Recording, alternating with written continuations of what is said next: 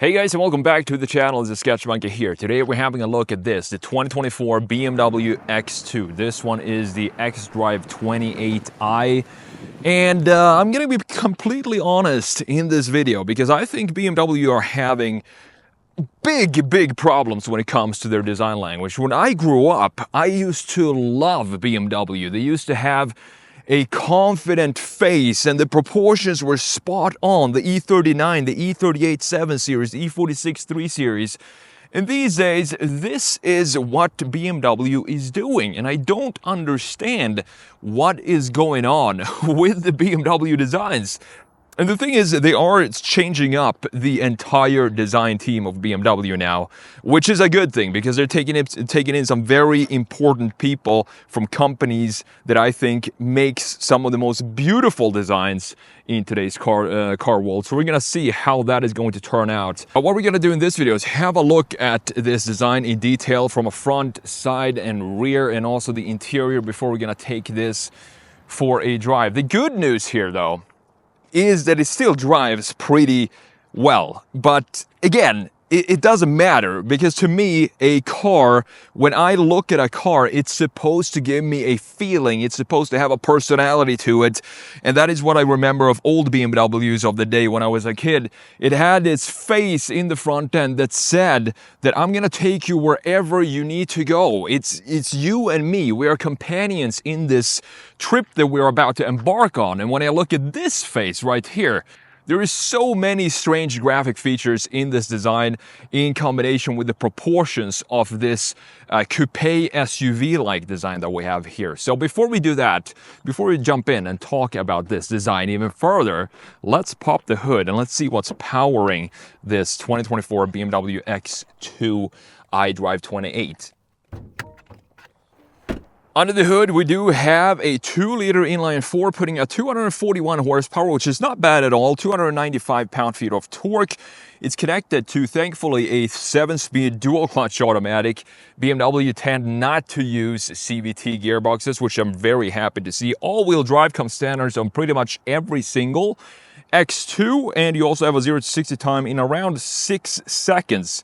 Some got it down to 5.8 to 6.1 or something like that. Top speed, it sits at about 150 miles per hour. Fuel economy comes in at 23 city, 33 highway, and the price as tested with what we have here, the M Sport package, the premium package, and the driver assist package comes out at $52,745. Now, I talked earlier about the design changes for the BMW. So the changes that we're going to get moving forward is, for example, the head of Polestar design, Maximilian Missoni, will be appointed head of design for the upper middle class, meaning the 3 Series and up. And I think that is such a good idea because Polestar, to me, is one of the best looking cars on the market today. Very clean Scandinavian design. So I do hope he brings in some of his influences from Polestar into BMW moving forward because we desperately need that for BMW. And then you have the head of design, Mini, will now oversee the design of BMW compact and mid-size vehicles and up. And then last but not least, Anders Warming, one of my favorite designers of all time, will now oversee BMW Advanced Design, and he was the design director, design chief of Rolls-Royce. So we have big changes coming to BMW. And the thing about the current design language of BMW is that the head of design at BMW at the moment, Dukic, he said that he thinks this era of BMW design would be likened to the era of the Chris Bangle era, meaning that it was controversial when it first came out, but over time, people looked at that design fondly, and I think he is mistaken there. I don't think people will look at this era of BMW fondly 10 years from now, like we did with the Chris Bangle designs, because Bangle actually had a vision where he wanted to take BMW. That is not something that BMW has with their lineup. Every single car looks completely different from one another.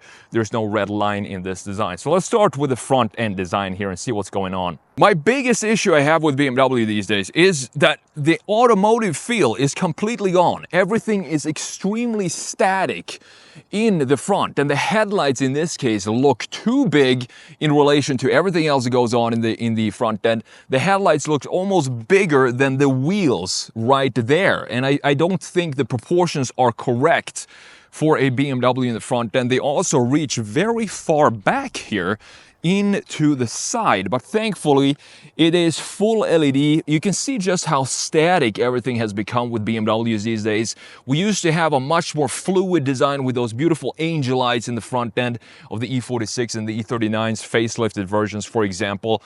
Further down we have a intake here that is a side vent for the sides of the X2. This is thankfully functional, as you can see.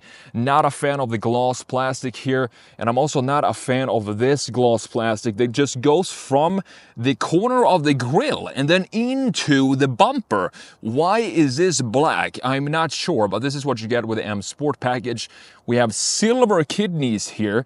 The kidneys look pretty decent. I don't have any big complaints about the design of the kidneys. They don't stick down vertically too far here like we have on the 4 Series, and specifically the iX, which in my opinion is the worst design in BMW's lineup at the moment. This is not that bad, but it's still not a BMW design for me. I do like the sculpting that we have up here on the hood with this subtle little wave here, 2 slots here in the middle of the design with a BMW logo in the middle, looking pretty clean. And these are active shutters behind the grille, so you can see that they're closed up right now, but these opens up when the car needs more cooling. Same goes for the vent down low.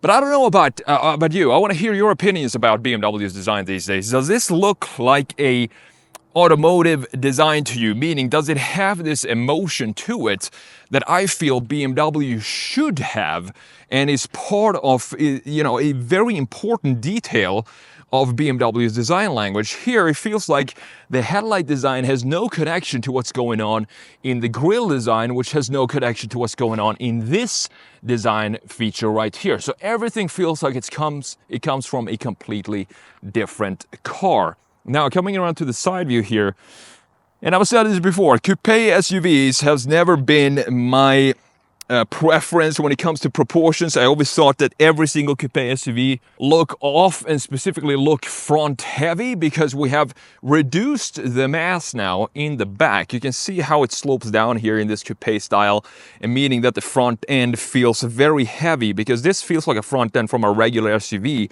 And then if we go back, we have this carved out portion. There is no volume here to balance the mass that we have in the front. And that is why I think every single coupe SUV, except for the Porsche Cayenne coupe, because I think Porsche always has this coupe shaped ingrained in their DNA, so that looks pretty decent.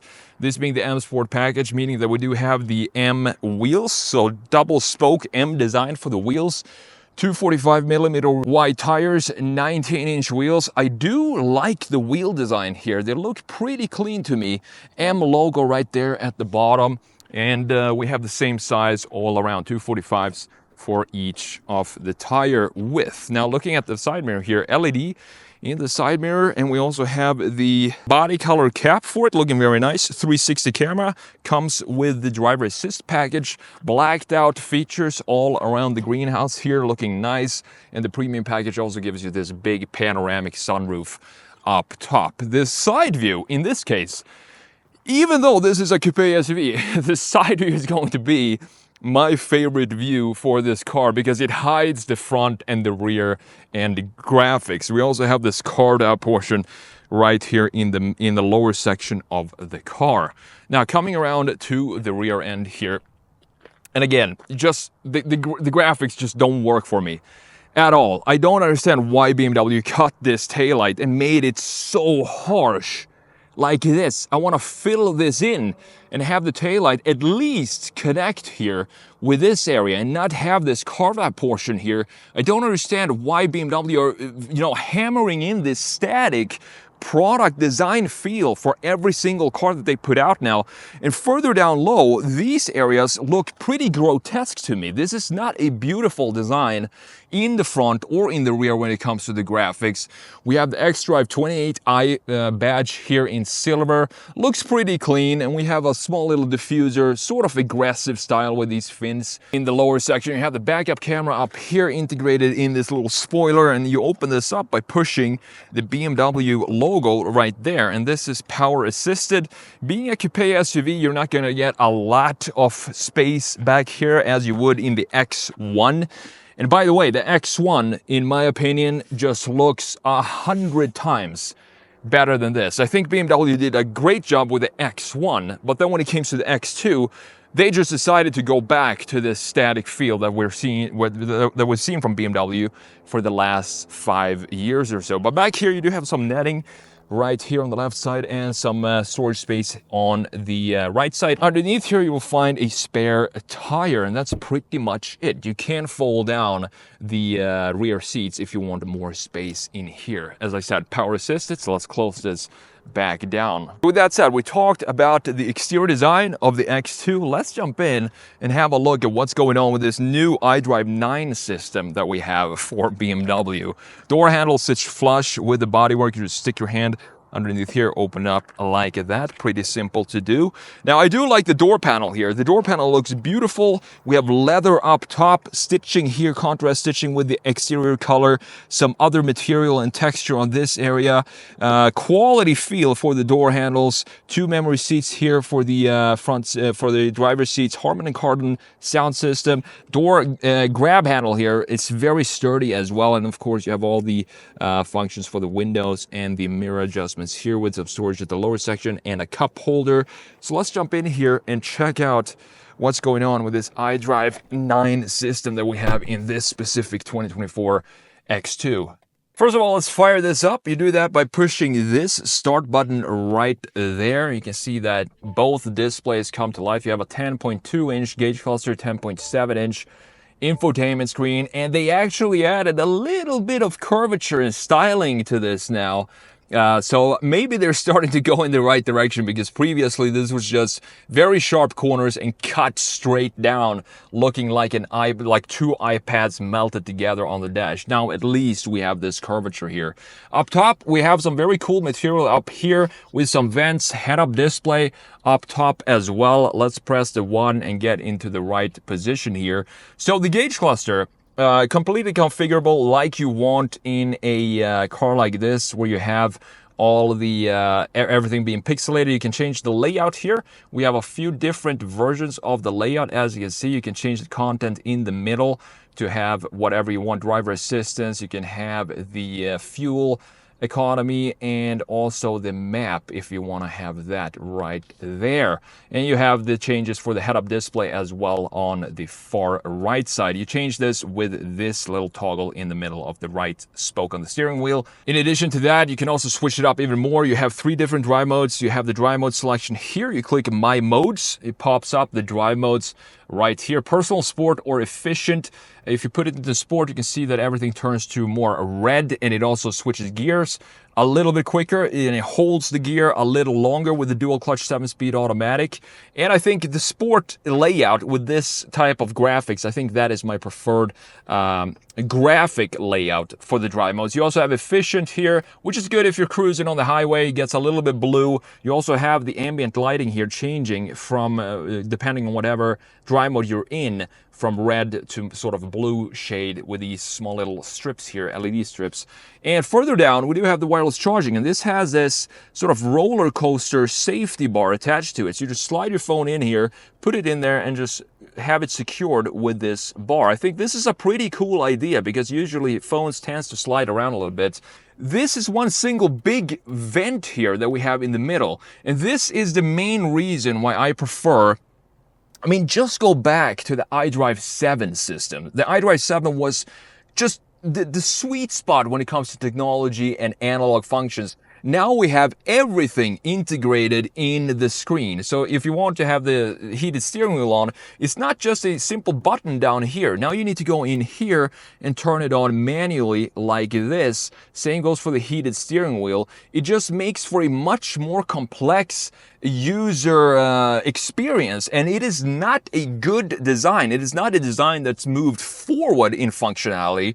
This type of design is actually moving backwards, and that is why I prefer the iDrive 7. If you go into the home button here, you have a bunch of different layouts. We can go into the climate settings here as well, turn down the temp a little bit. You do that by these buttons here.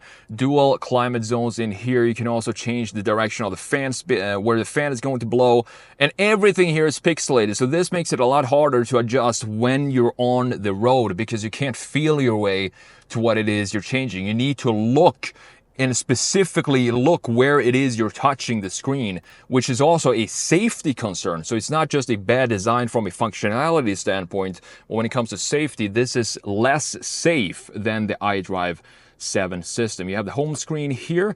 You do have wireless Apple CarPlay and Android Auto. You also have all of these apps that you have here to switch up and make this BMW specifically as you want. If you want to go in and change the ambient lighting, you can do that here. Cockpit background brightness, and you also have the reading lights up top right there in the ceiling. A couple of more vents here for the passenger side. It looks pretty nice. I do like the design of this area of the interior. Further down, you have two cup holders here, pretty standard stuff, two USB-C ports, and you have this floating center console, so it's completely open underneath here. You can store whatever you want underneath, but we do have this interesting bracket on the passenger side. I would just want to remove this and have the passenger have open access to this area as well, but for some reason BMW decided to add this bracket on the passenger side. So looking up top here on this control panel, we do have the drive selector here. As I said, start button up top. It's not red because this is not an M car. Putting it into reverse, going to pop up the 360 camera. You can see just how many camera views you have here. You can toggle between all of these cameras, and I do like the graphics that we have for BMW here. It looks very, very clean. You can also go into panoramic view if you want to have that. Beautiful resolution as well, with the trajectory lines being very smooth and looking very cool and functional when you're reversing the car. Assist view here, and you can go in and clean the cameras as well if you need to do that. You can hear the pumps just cleaning the cameras a little bit. Putting it back into park here and moving further back, very small and thin armrest for the X2, which is totally fine. You do have a little bit of storage here. This is probably the shallowest storage space underneath an armrest I've ever seen, but I don't mind it. This is an area, this piece itself, the armrest, I'm a huge fan of. I just want to remove this bracket here for the passenger side, but the design overall looks very clean, and I don't mind that we just have a small little storage space down here because it looks so sleek and nice. Now looking at the seats here, heated seats, you don't get ventilated seats for this car, but look at the proper bolstering that we have on the sides. These definitely hug you in the corners. I sort of like the color as well. Looks very clean with the texture that we have in the middle and the texture that we have on the seating area here. Power adjusted, of course, both for the passenger and the driver.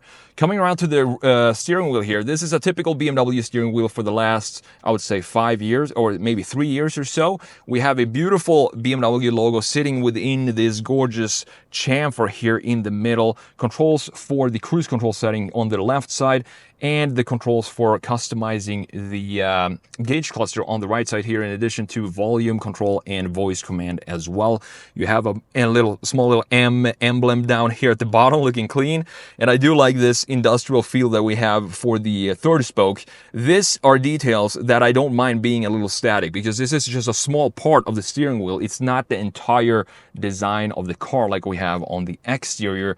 Paddles for the 7-speed dual clutch on each side of the steering wheel, indicator stock on, of course, the left side, and you have the washer stock right here on the right side. Looking up top, this big panoramic sunroof is absolutely huge. It goes almost all the way back to the passenger headrest there. So I'm going to keep this open for now to let in some more light in here. You also have an interior camera mounted right there. Now, this is my driving position. I feel very comfortable here. So let's jump in and check out the back seat of the BMW X2. This is going to be very interesting to see, since this is, of course, a coupe SUV, sloping down a little bit right there. So let's see if I can actually fit behind my own driving position here. Looking at the back seat overall, very clean back seat, and it is pretty comfortable back here, and I have decent amount of space. The legroom is a lot better than I expected for this type of size of vehicle. All the way down here you have 2 USBs, a couple of vents, and if we fold down the armrest right here, you can see that we do have 2 cup holders in the middle. As I said, you can fold down these seats if you need more space for the storage in the back.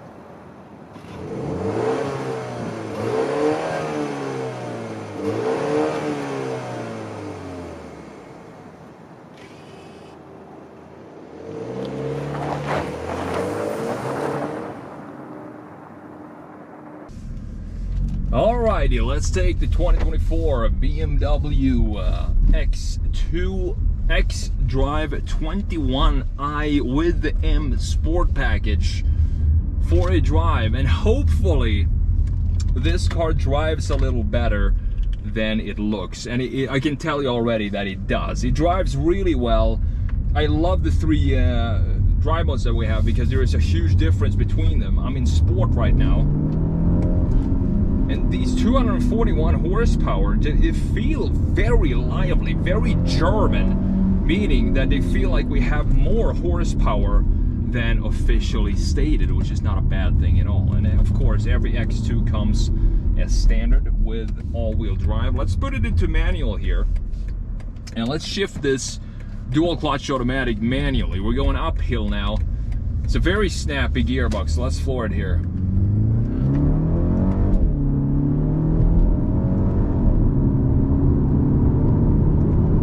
Up to 60 there. So that was uphill. 0 to 60, 5.8 to 6.1 seconds, depending on if you're you know, what drive mode you're in, and I guess how the car feels that day. But those are the numbers that different people have gotten with this car. Now the drive, the dynamic feeling here when you're driving this car, for example, in the corners, it really hugs the road nicely, and I'm not sure if this is a huge difference if you have the M Sport package or not.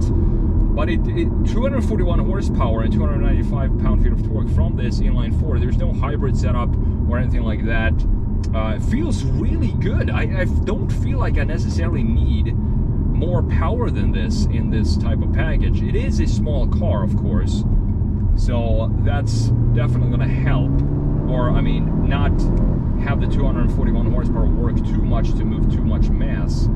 Well, let's come to a complete stop here in a minute, and let's do a 0 to 60 in a flat surface. All right, so here we go. Down to first gear. No one behind me, so let's do this real quick before we get some traffic. 0 to 60, let's go. Love the shifts. And we're up to 60. So as you can see, it's not a slow car at all, even though 241 horsepower in today's world does not seem like a lot. To me, at least, it's definitely enough for this car. Now, the problem that I have with pretty much, I would say, essentially every new BMW that comes out today is just the exterior, and also, sadly, the interior design.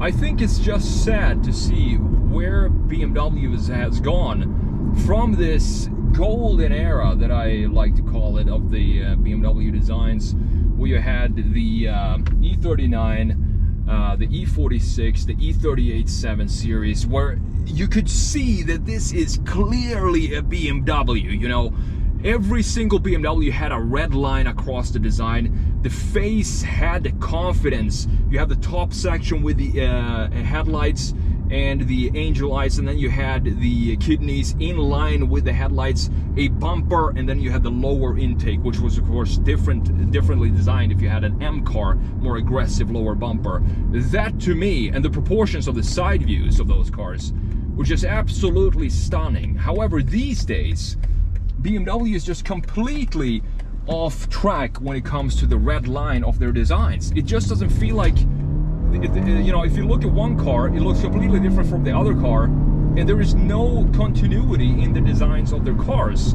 And that is one thing that I really hope that BMW is going to switch up now when they have the new design team, specifically when they bring in people from Rolls-Royce. Anders Warming has worked with BMW before with BMW Design Works, and I do believe that we are going to see some more beautiful designs from BMW moving forward, because what they have now, it's not beautiful at all. It's sort of a mix between product design and graphics that are all over the place, both in the front and in the rear. And I think the X2 is a good example of that type of design language that I don't want to see from BMW. So I hope they bring in people like they did now. Polestar, they brought in interior people from Porsche, for example, Mini, Rolls-Royce. If those people come together and figure out what do we want to do with BMW now? Are we going to keep doing these type of designs that nobody likes, but we're just going to keep pushing them out anyway? Obviously, that doesn't work, and it's not worthy. You know, BMW is so much more than that. I think BMW deserves a better design team than what we have right now. So with that said, we're on the highway here now. Let's push it into efficient mode and quiet it down a little bit, make it a little softer. We have adaptive dampers on this with the M Sport package. Road noise is pretty substantial in the X2, specifically the tire noise. The wind noise is not that bad, but you can definitely hear the tires going 70 miles per hour right now. But again, it's not something that I'm bothered by. I've never really been bothered by noises, because I want to feel like I'm in a car. I really don't want to feel like I'm secluded from the exterior world, unless I'm in an S-Class or a 7 Series or a Rolls or something like that. Then I get it. Then I definitely want to have that feeling. But in a car like this, BMW, which is supposed to be the ultimate driving machine, that means that I want to feel and hear what's going on around me. So a little bit of road noise is not a big deal for me. One thing I also hope that they change with the new design team, specifically bringing in interior people from Porsche, is to bring back some sort of iDrive 7 style system. iDrive 9, it feels like they're just making it more and more complicated for their buyers to use the system. Because if you iDrive 7, you had the perfect layout, as I said before. You had a beautiful gauge cluster sitting deep within the dash, cap for it as well, and you had a smaller little display here, not too small, definitely the perfect size for me. In addition to that, you also have this array of physical knobs and buttons for the climate control settings. That to me is 1,000 times better than the iDrive 9 system that we have here, where you have to go into, you know, I have to look down here now because I'm on the highway driving. I have to look down and see exactly where I'm pressing with my finger on the screen to figure out what it is I want to adjust with a simple adjustment such as the climate control systems. It's just not a the user experience, the user design is not good. It's as simple as that. It's not as good as the iDrive 7 was just a few years back. So overall, I mean, the BMW X2, it is definitely not a car that I personally would ever consider buying, just because of the exterior design. When I buy a car, I want it to be a beautiful sculpture on wheels that makes people around me appreciate the car when I'm driving by, and give them a piece of art for the day when they see the car that passed them by. That is what I think car design is supposed to be. Just a, you know, a sprinkle of joy and appreciation for beauty in everyday life. That is car design to me. And the X2 is definitely not one of these cars that I think lives up to that standard.